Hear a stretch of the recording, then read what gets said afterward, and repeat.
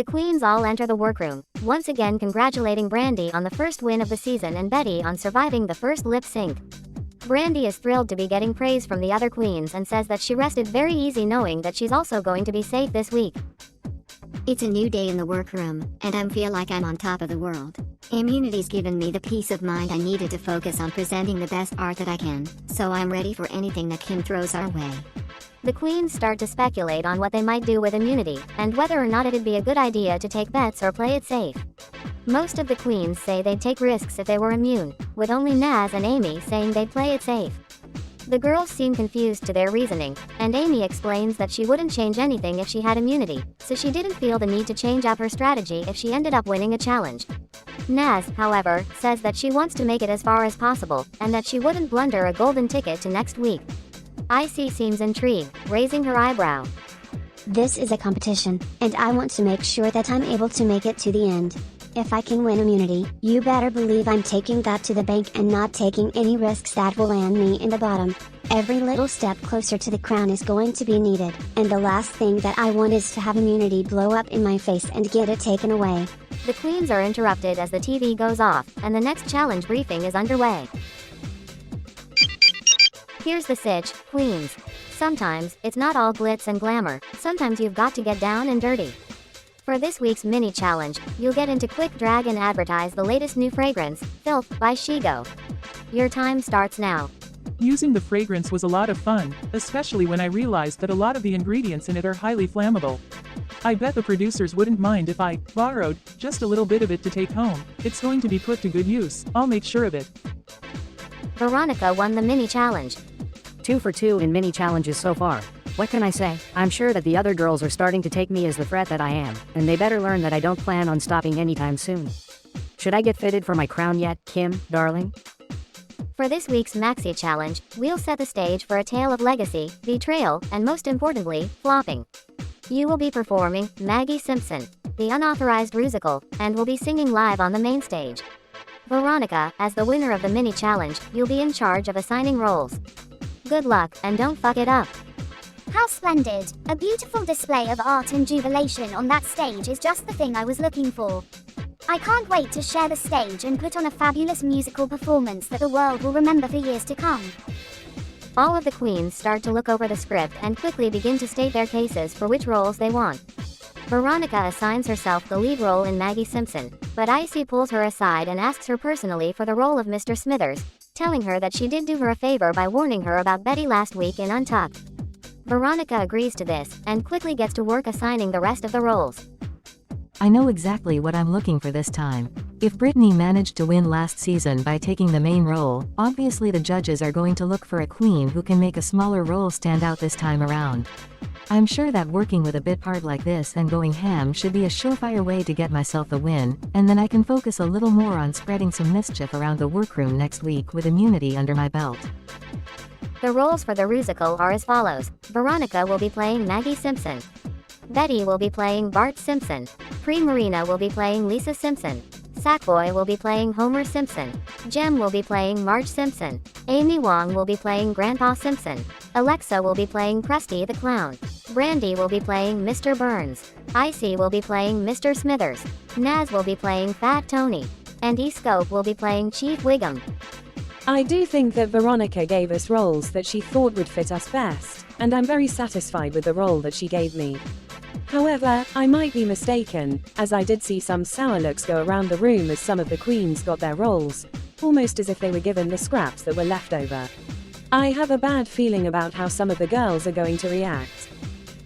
As the queens begin to get to work on their performances, Jem, Amy, Sackboy, and Pre Marina all get to work on the introductory scene together. But Amy expresses disappointment over being cast as the oldest character there, saying she doesn't get many of the references in the script as they're before her time.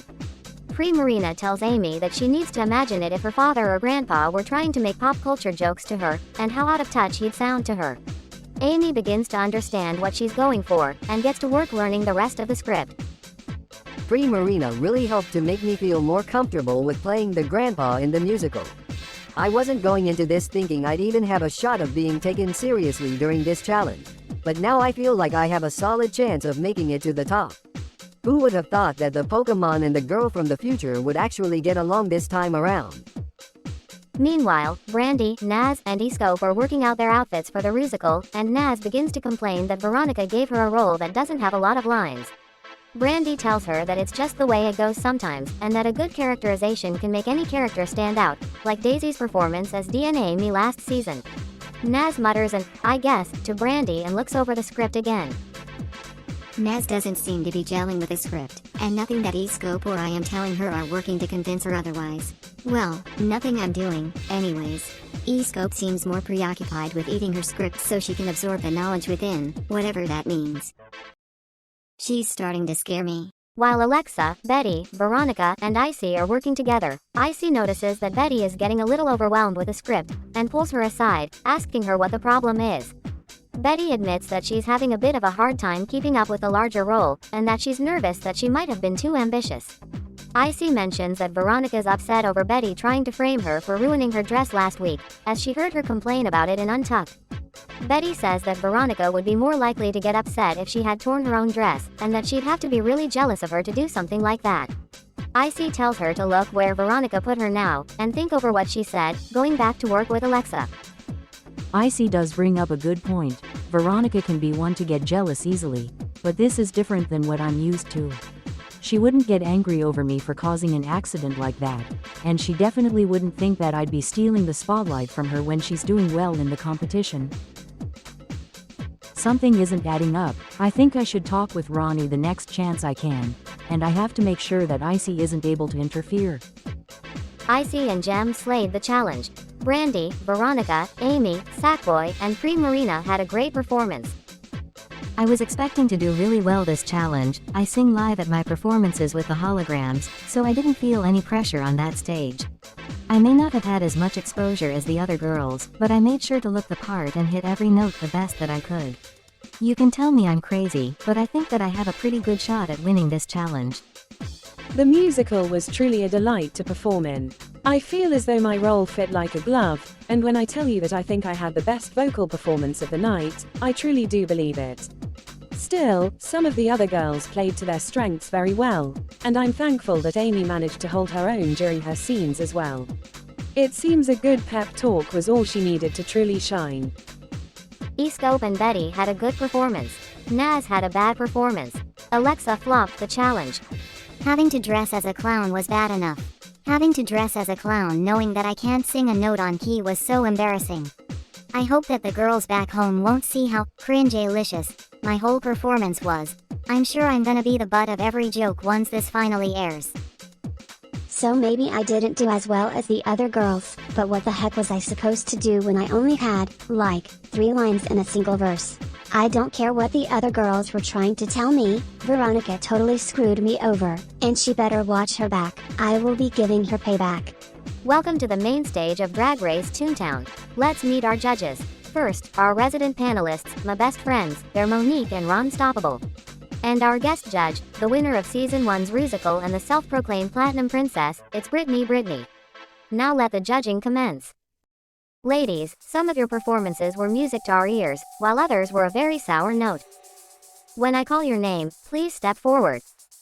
Amy Wong. Icy. Alexa Diva. Jem. Betty Cooper. Naz. Ladies, you represent the tops and bottoms of the week. That means that Brandy Harrington, Sackboy, Veronica Lodge, Marina, and E-Scope, you are all safe and can leave the stage. I know that I was truly the star of the show, and that's all I could ever ask for. But still, not even a spot in the top? You better not rob me like you robbed Daisy, or else we're going to have a little problem on our hands. Daddykins has very good lawyers, Kim, I'm just saying. Amy Wong, your Grandpa Simpson had us nostalgic for a simpler time, and you were throwing it back with a throwback. Good job, you're safe. That went a lot better than I could have expected, and I can't believe that I'm saying this, but maybe playing an old gross guy wasn't such a bad idea after all. But I wouldn't choose it again if it were my first option. I have a reputation to uphold. I see, you had us in stitches with Mr. Smithers, and I think anyone would be very lucky to have a right-hand queen like you. Congratulations, you are the winner of this week's Maxi Challenge, and have earned immunity for next week. All according to plan. Love me or hate me, I've won my first challenge, and these queens are going to have to put up with me for at least 2 more weeks. I'm going to make sure that these next few days are going to be hell for the queens. I wonder which one I'll spend my time on next, just to take the competition down a few more notches. Jem, we thought your Marge Simpson was very neat, and your performance truly gave, mother. You're safe. I'm very happy for Icy. That's all I have to say on the matter. Alexa Diva, your performance tonight was giving more Pennywise than Krusty the Clown. I'm sorry, my dear, but you were up for elimination. Naz, you seem to be disconnected on stage, and your performance suffered as a result. Betty Cooper, we expected you to eat up the performance as Bart Simpson, but you had a cow and got lost. Betty Cooper, you're safe. Step it up next week or else you won't be very lucky. Naz, I'm sorry, my dear, but you are up for elimination. Thank goodness. That was way too nerve-wracking to think about performing another lip sync. Clearly the judges see some more potential in me, and I am determined to give it my all, no matter what. I have to do well next week or else there's no way I'm going to last much longer. 2 queens stand before me. Ladies, prior to tonight, you were asked to prepare a lip-sync performance to Comme des Garçons by Rina Sawayama. This is your last chance to impress me and save yourself from elimination. The time has come for you to lip-sync for your life. OMG, I love this song so much, and I know exactly what I'm going to do to make sure that the judges will always keep their eyes on me. Naz, honey, we love you, but it's time to see just how dance-alicious I can be on this stage. I got such a raw deal these past few weeks. Ron's clearly got a bias against me, and now I'm in the bottom for something that was not my fault. This is so not cool. I have to bring it and send this bimbo out the door, no matter what. Good luck, and don't fuck it up. Naz and Alexa had a bad lip sync. Ladies, I've made my decision. Meh.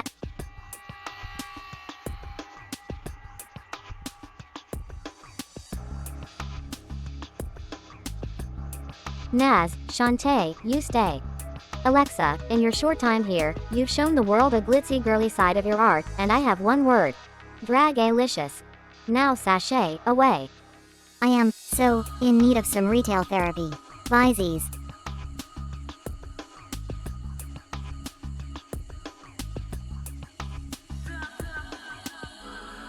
This is Untucked. The queens all relax backstage and congratulate Naz on surviving the lip sync. Sackboy is the only one to congratulate Icy on winning the challenge, saying that she wishes everybody could have won since they were all so wonderful.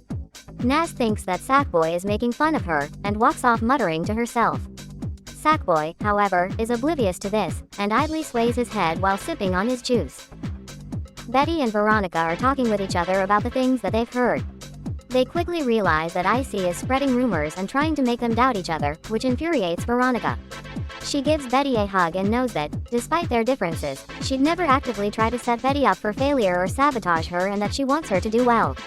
Betty returns the hug and admits that she's been shaken up for these past few weeks, but she's glad that they still have a close friend in her. Realizing Icy wasn't there to witness their confessions, the 2 queens vow to take Icy down and beat her at her own game. Hey, squirrel friend. When one video ends, just open up another one. It's called binge viewing. Go ahead. I support you. Please make sure you edit out my shady comments this time. I haven't had a gig since season 1 aired and I really would like to quit working the Jack in the Box drive-thru.